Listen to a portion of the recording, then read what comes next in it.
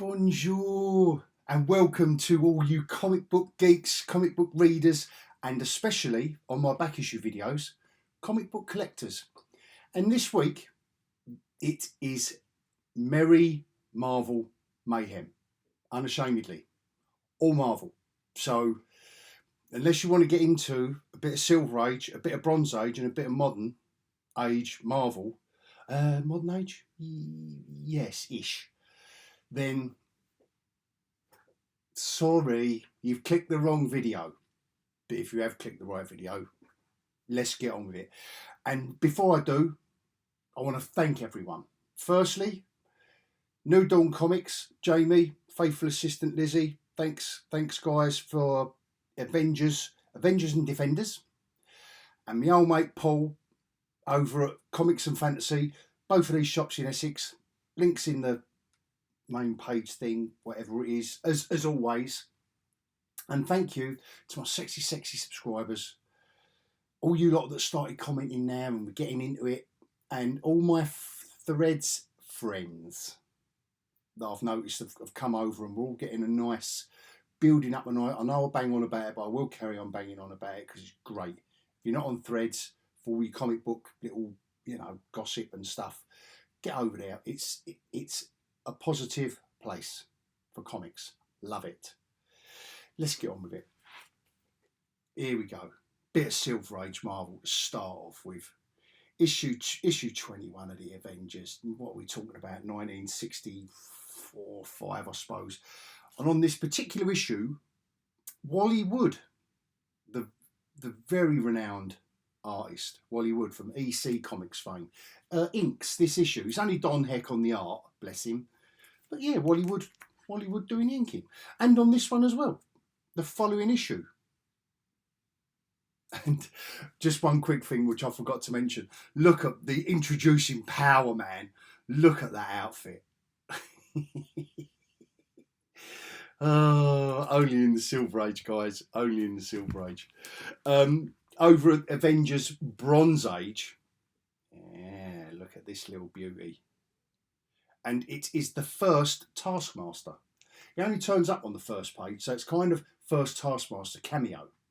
But this is back in the days where Captain America didn't like Hawkeye, and it was the proper Avengers, what I consider the proper Avengers team. George Perez on the artwork. You can't beat the guy, for me, on Avengers. You can't. I'm sorry. He was just the man. The same. There's something about him on the groups. Same a few weeks ago when I bought the Teen Titans that Perez has done. And my old mate Paul, I think he's trying to line up the Wonder Woman that he done for me. Good luck with that one, Paul. You know I'm gagging for that one. Anyway, 1972. Look at this little beauty, and this is my favourite team. This is Jerry Conway, not necessarily writing, but Jerry Conway on the writing was done a very good job. You got Gene Colan and on the pencils, and Tom Palmer on the inks, who also done Tomb of Dracula a few years later. This is 1972, and it's got Black Widow in it as well, obviously because her name's on the cover. But again, it's the Black Widow I love. If that's the Avengers team I love, this is the Black Widow I love. The Russian spy, a little bit sexy, got a little bit about her. I mean, what's her name? Did play it well in the films, to be fair. And look at this little odd bod. You all know I've got a soft spot for the horror by now, for the Marvel Bronze Age horror, and I just thought this was a nice little odd bod. Actually, an odd bod a piece from both of the comic shops aforementioned. Just a little odd. I don't know, this is what I'm like. Buying comics once I get into it. And this is the first appearance of the Legion of Monsters. 1976. Bill Mantlo, Frank Robbins on the art, who went on to do Invaders, or may have come off Invaders and done that. Yeah, because I think Invaders might have been before that. This Captain America run, like I've mentioned before, this is the late great Paul Neary's run. We're right into it here, and there's old Batroc, and he had quite an extended run, Paul Neary. I don't know how many issues it was. I don't know if the writers rotated at all, but he certainly didn't. He had different inkers. But it was fun. I mean, this was some good stuff with Captain Britain, I've got to say. Did enjoy it. Did enjoy it. Look, you got more Mordred there, so you're getting into a little bit of the Marvel UK kind of vibe going on, which I really did enjoy. I hate Modok. I totally detest him as a villain. I always have and always will. When he came out in the film, when it was announced that he was in the film, it was like slap head emoji moment. But anyway, here he is.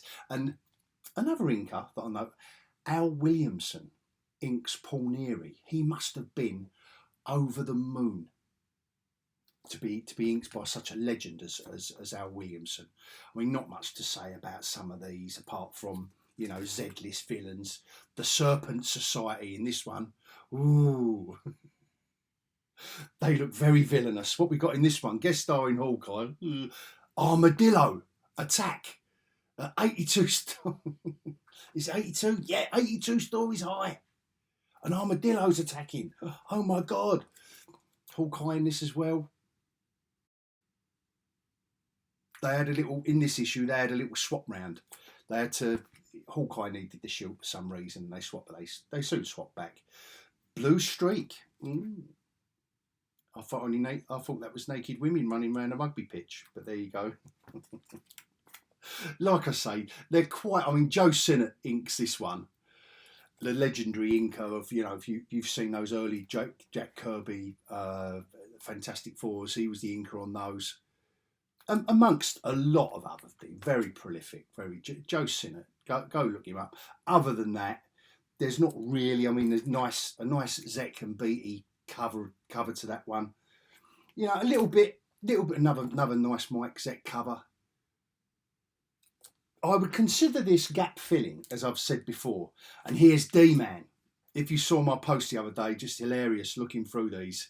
D-Man, part of the Unlimited Wrestling Confederation or something, UWFC or something. I love the title of this cover. To Live and Die Under LA. Obviously the film must have just been and gone. Or not too late. We was in the US agent era, of course, at this time. What are we talking about? In the late 80s. So yeah, we're talking US agent. Yeah, they was all right. Oh, and that was the last. To Live and Die Under LA. That was the last Paul Neary, the late great, bless him, R.I.P. Paul. You know, died of. I think it was only a short while ago.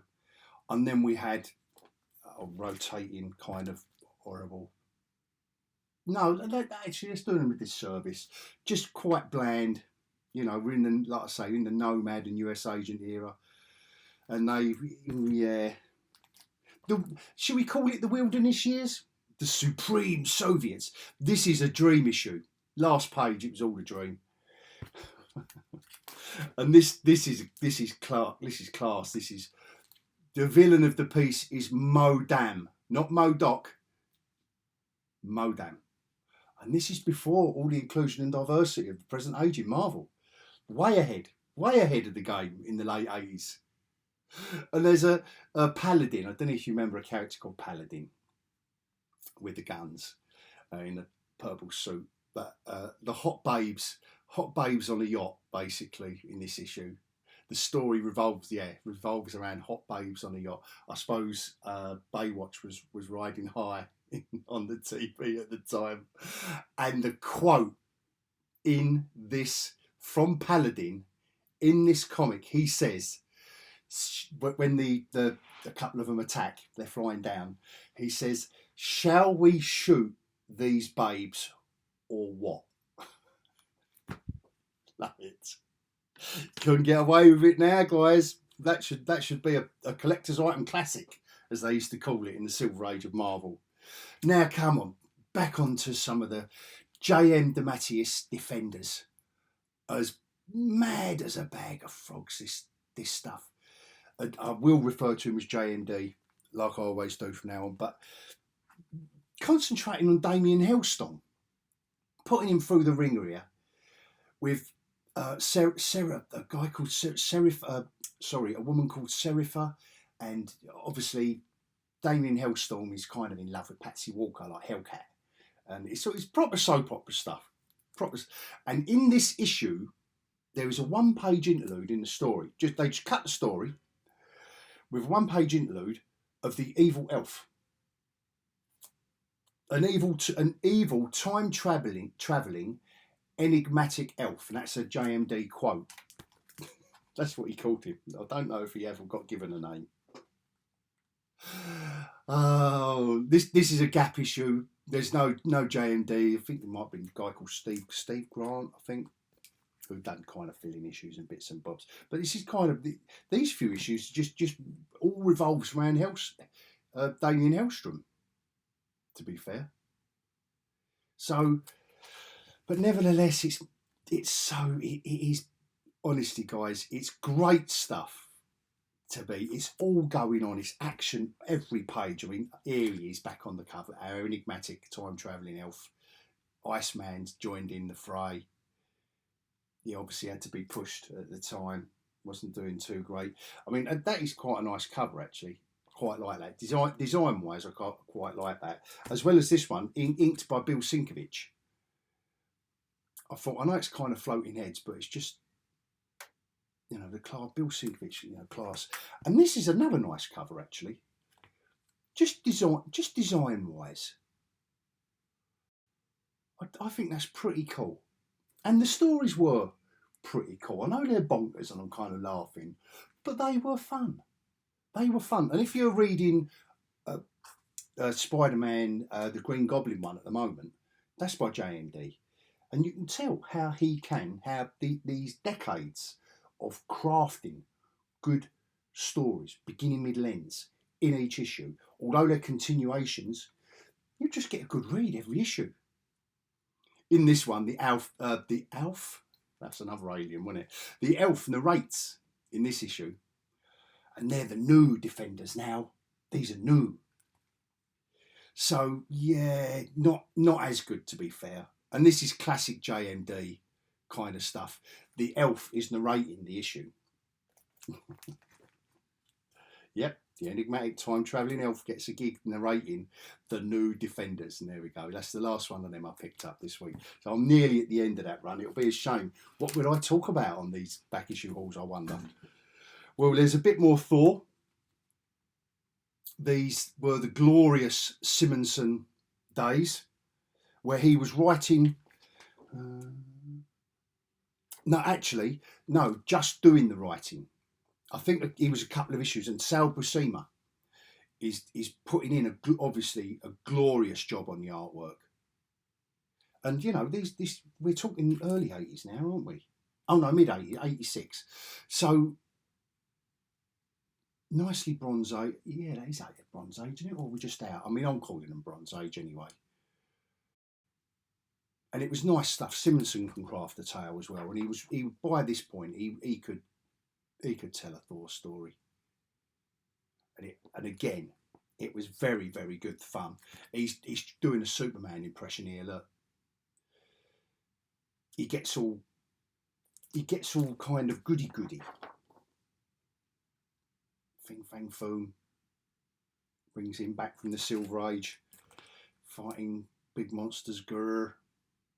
But it's how I like to see Thor done.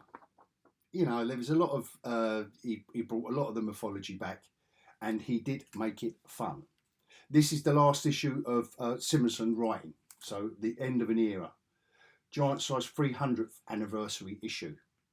Now, can anyone tell me in the comments, and don't Google it, just show off in the comments for me. Let me see what one of my viewers is the most intelligent. See who's the first one to get this. Why is it that number 382 is the 300th issue of Thor? Who can tell me that in the comments? I just thought of that. I might do a competition every week. I know the answer. Obviously, otherwise I'd say, oh, let me know. Yeah, now look. Oh, this preceded the 90s. Look at the state of this now. That's the last issue I'm getting. I'm not sure whether or not I'm really desperate to continue.